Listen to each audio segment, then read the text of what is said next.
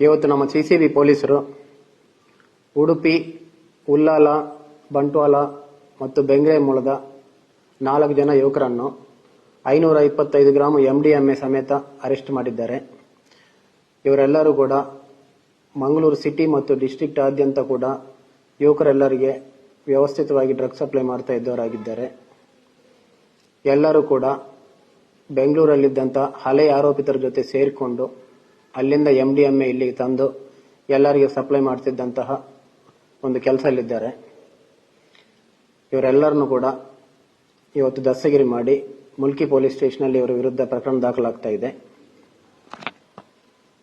ಇಷ್ಟೇ ಅಲ್ಲದೆ ಬಹಳಷ್ಟು ಜನ NDPS ಕೇಸಲ್ಲಿ ಅರೆಸ್ಟ್ ಆಗಿದ್ರೆ 6 ತಿಂಗಳು ಅಥವಾ 1 ವರ್ಷದ ನಂತರ ಬೇಲ್ ತಗೊಂಡು ಹೊರಗೆ ಬರಬಹುದು ಅಂತ ಹೇಳಿ ಅನ್ಕೊಳ್ತಾ ಇರಬಹುದು.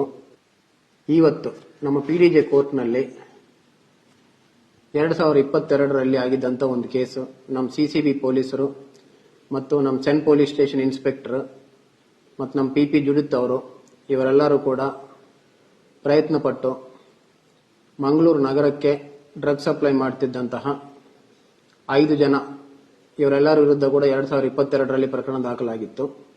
ಈ 5 ಜನರಿಗೆ ಕೂಡ ಇವತ್ತು ನಮ್ಮ ಮಂಗಳೂರು PDJ ಕೋರ್ಟಲ್ಲಿ ಕನ್ವಿಕ್ಷನ್ ಆಗಿ ಎಲ್ಲರಿಗೆ ಕೂಡ 12ರಿಂದ 14 ವರ್ಷವರೆಗೆ ಪನಿಷ್ಮೆಂಟ್ ಆಗಿದೆ. ಕನಿಷ್ಠ 12 ವರ್ಷದಿಂದ ಮ್ಯಾಕ್ಸಿಮಮ್ 14 ವರ್ಷವರೆಗೆ ಇವರೆಲ್ಲರಿಗೆ ಪನಿಷ್ಮೆಂಟ್ ಆಗಿದೆ. ಅದಕ್ಕೆ ಯಾರೇ ಇರಲಿ ಡ್ರಗ್ ಪೆಡ್ಲಿಂಗ್ ಅಲ್ಲಿ ಇನ್ವಾಲ್ವ್ ಆಗಿದ್ರೆ ಅವರಿಗೂ ಅಲ್ಲಿಗೆ ಲೈಫ್ ಕ್ಲೋಸ್ ಆಗ್ತದೆ. 12 ವರ್ಷದಿಂದ ಕನಿಷ್ಠ 12 ವರ್ಷದಿಂದ 20 ವರ್ಷವರೆಗೂ ಪನಿಷ್ಮೆಂಟ್ ಆಗ್ತದೆ ಇದರಲ್ಲಿ. ಆದ್ದರಿಂದ ಎಲ್ಲರೂ ಕೂಡ ಈ ಡ್ರಗ್ಸ್ ವ್ಯಸನ ಮತ್ತು ಪೆಡ್ಲಿಂಗ್ ಇದಕ್ಕೆ ದೂರವಾಗಿರಬೇಕಂತ ಹೇಳಿ ತಿಳಿಸ್ತಾ ಇದ್ದೀವಿ.